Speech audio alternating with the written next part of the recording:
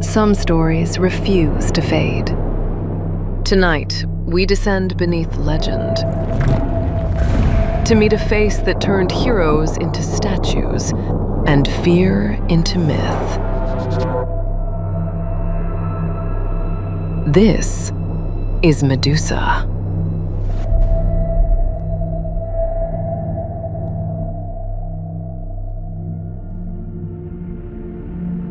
Before marble temples and Olympian gods, before poets tried to tidy the cosmos into family trees and moral lessons, older powers already stirred in the dark.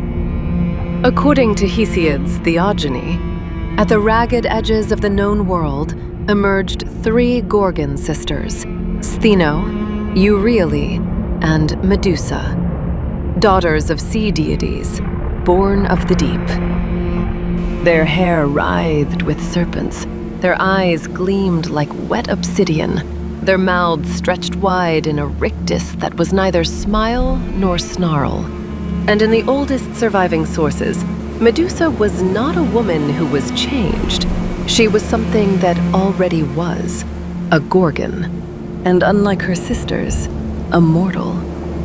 Her face had bulging eyes, tusk-like teeth, lolling tongue. Almost grotesque. It was meant to interrupt, to confront, to freeze the viewer in place. Then the gods moved.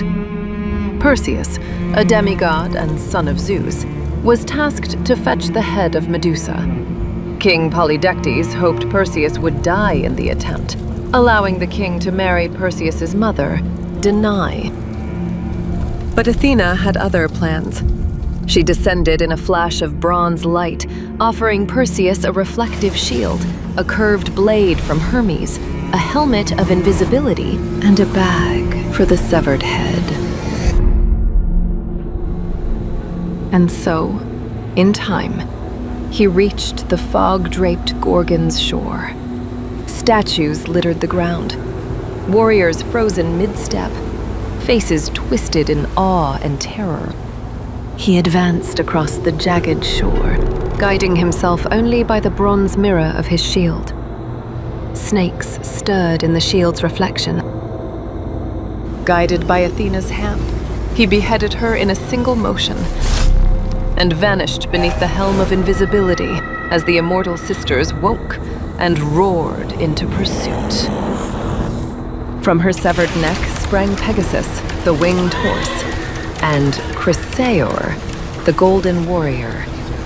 Medusa's end became the beginning of other stories. The ancient world understood something we sometimes forget.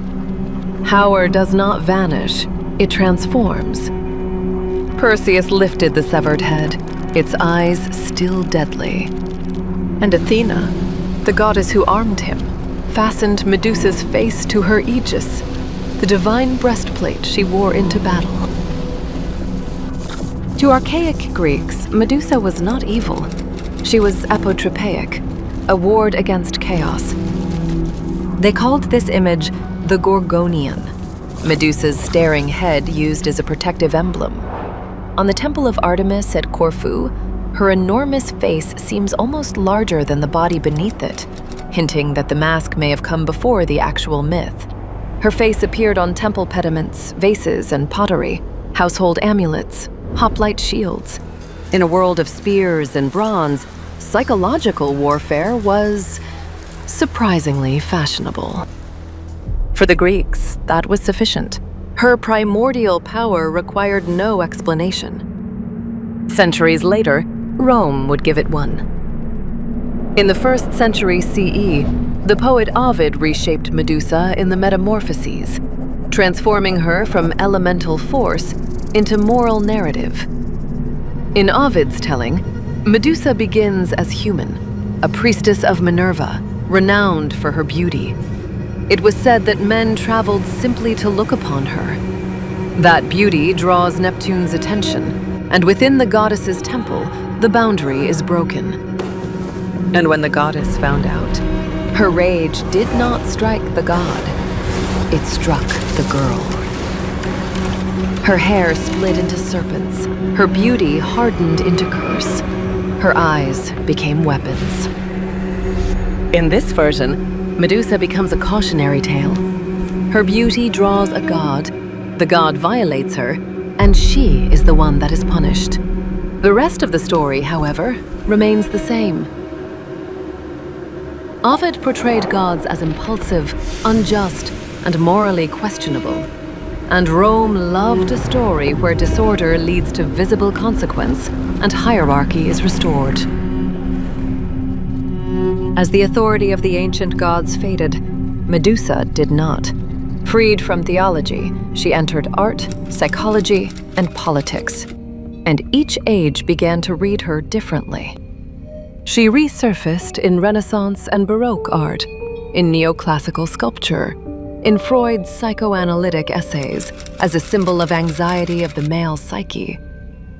Through the lens of Carl Jung, Medusa becomes the shadow, the repressed, the feared, the unintegrated.